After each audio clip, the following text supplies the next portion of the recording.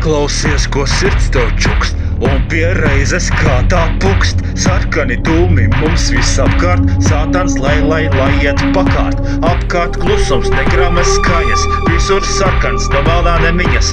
Nakts vēl gara, mēnesis to vada, tu tak zini, tas manā garā. No pusnakts līdz 6, mums abiem tik diviem, sajust viens otrā, tas jūtas tādā vai šādā visādā garā.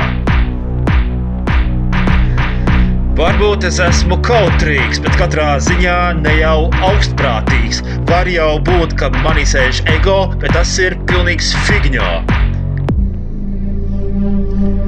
Atceros 3. aprīli 2023. gadu. Kad zvejnieku ciema stacijā es iemīlējos, nesaukšu vārdā, lai nebūtu nekādas domstarpības. Es necenšos nonstopā taisīt atskaņas, mani teksti dažreiz ir kā Gustavo lasot tos no lūpām, bet ne par to ir šis stāsts. Man visvairāk interesē tavs glāsts. Tik maigs un lieks, un es kā tavs kamola diegs. Ja tu zinātu, kā es jūtos,